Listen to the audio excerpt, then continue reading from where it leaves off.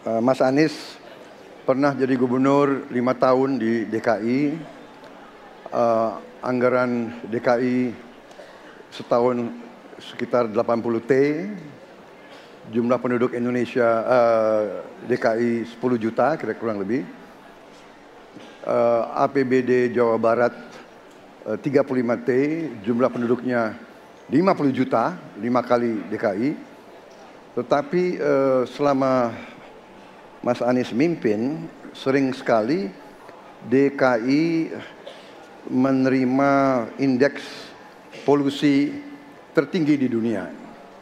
Bagaimana dengan anggaran 80 T, Pak Anies sebagai gubernur tidak dapat berbuat sesuatu yang berarti untuk mengurangi polusi?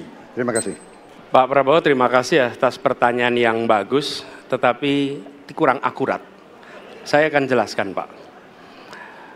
Ketika satu daerah mengatakan di tempat kami tidak ada COVID, di tempat kami COVID banyak, lalu yang tidak ada COVID kami tanya, kenapa tidak ada COVID? Nah, kami nggak punya alat testing, Pak. Karena tidak punya alat testing, maka tidak ada COVID.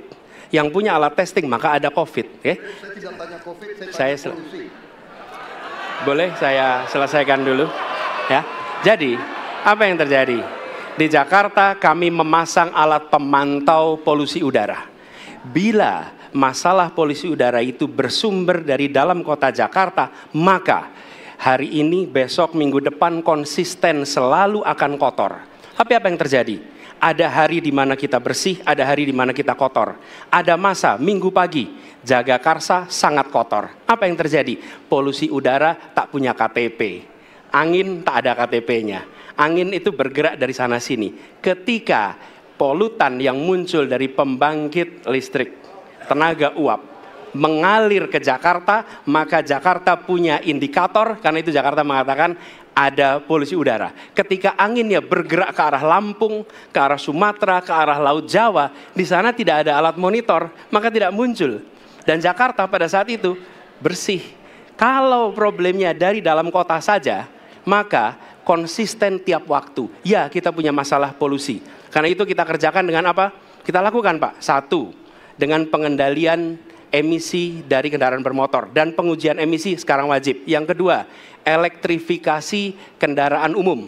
Yang ketiga, konversi kendaraan umum. Dan dulu yang naik kendaraan umum hanya 350.000 per hari, sekarang 1 juta per hari. Jadi itu kita kerjakan untuk menangani soal polusi di Jakarta. Baik. Ya susah kalau kita menyalahkan angin dari mana saja, ya. Jadi saya bertanya, saya bertanya, dengan anggaran segitu besar, jumlah penduduk, ya, langkah-langkah yang bisa dilakukan untuk dengan real dalam 5 tahun mengurangi polusi, juga di mana rakyat Jakarta begitu banyak yang mengalami sakit pernafasan. Jadi saya kira kalau kita dengan gampang menyalahkan angin, hujan dan sebagainya, ya mungkin tidak perlu ada pemerintahan kalau begitu, ya. Terima kasih. Inilah bedanya yang berbicara pakai data, yang berbicara pakai fiksi. Okay? Ini pakai data. Jadi ketika ditunjukkan, ya memang ada sumber polutan dari dalam kota. Tapi kalau sumber polutan itu hanya dari dalam kota, maka Pak pakai logika sederhana sekali. Jumlah motor dari hari ke hari sama. Jumlah mobil dari hari ke hari sama. Maka harusnya angka polusinya sama setiap waktu. Betul tidak? Tapi jumlah motor sama, jumlah mobil sama, ada kita sangat polusi. Ada sisi sangat tidak polusi. Nanti kalau perlu saya kirimkan gambar satelitnya kepada Bapak, supaya Bapak bisa menyaksikan. Dan inilah mengapa kita mengambil langkah itu pakai ilmu pengetahuan, pakai data, dan menggunakan saintis untuk terlibat. Kalau tidak pakai itu, maka nggak akan ada langkah yang benar.